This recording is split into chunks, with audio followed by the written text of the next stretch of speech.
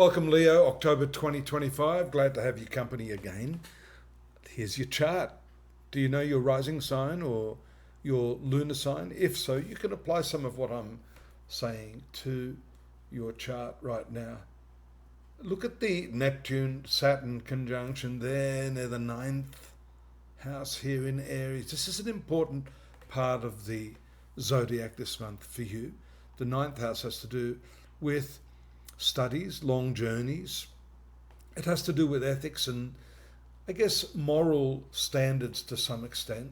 You don't necessarily have to be a believer in God to have this ninth house activated. And we can see here that there is some, if you looked at my introduction on the forks in the road of life, this is a fork in terms of your moral certitude. Oh, I'm getting attacked. I don't want to get dengue fever. The full moon here on the 7th really highlights this point that I'm making. It has to do with, let me give you an example. Many people that I know study. They get a degree. They go into the workforce and they spend years working in a job that they absolutely hate. And so then the question arises, well, should I stay or should I leave? But, I'm making good money from this particular job. If I leave, then I'm not going to have the money, but, maybe I could be happier. That's the sort of thing I'm talking about. I'm not talking about so much the ethics or morals of what you're doing to others. It's more what you're doing to yourself. What you're doing to yourself is denying yourself your rightful satisfaction in life. So I think the ninth house has at least something to do with the higher ideals. The 10th house is the career and the status, the reputation you develop.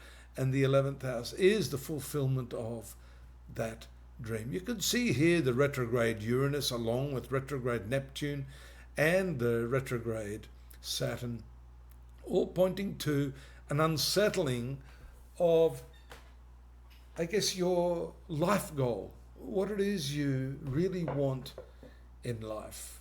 We can see down here the transit of Mercury in conjunction with Mars in your home life. That can be a little unsettling. It can be disputational.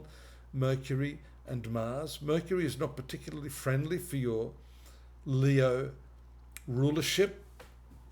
So Mars here is good, but Mercury's combative. It can show some minor incidents there that just require some tactful diplomacy in terms of the way you put your opinions forward. That's also shown by the long standing, and it's going to be a lot longer now, folks, this transit of Pluto right there at the entrance of your zone of relationships, long-term love, business partnerships as well.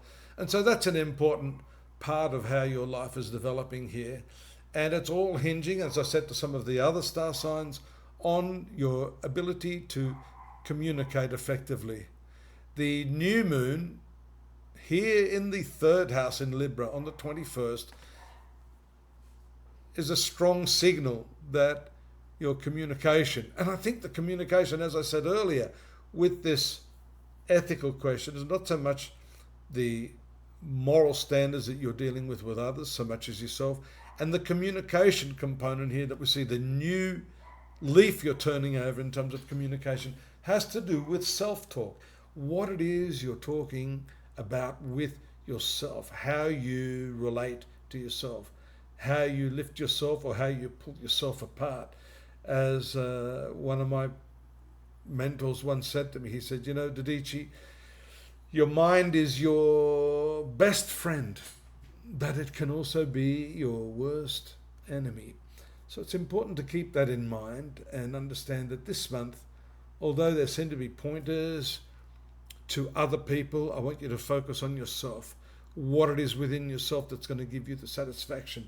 Are you being ethically, morally true to yourself, pursuing the path that is in keeping with your gifts, with what aligns with your heart and your true creative purpose? It's a big question for you. Not something you're going to answer in 7 minutes here in this brief reading that I'm giving you. But I think you can start to anchor yourself in yourself. Here you've got these 3 planets at the end of October, moving through this 4th house, which is your family. Again, family, home is really where your heart is. I keep saying that.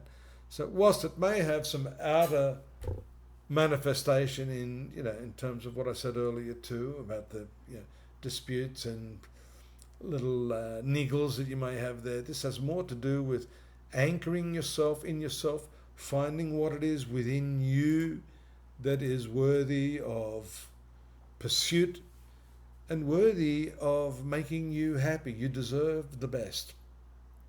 Take a look at some of the links, because I've added some more information for you, as I usually do, there at astrology.com.au, my website. You can pop on over there, lots of free stuff. I'm here if you'd like to pose any question, if you've got any queries, if you'd like to organise some special personal session time. We can go through, especially from your unique horoscope, what's happening in the zodiac, to get a more refined, deep, broad analysis of your karma right now. Don't forget to subscribe, don't forget to like, don't forget to tell everyone about me, and don't forget to come back next month. I'll be waiting for you. Take care. Bye-bye.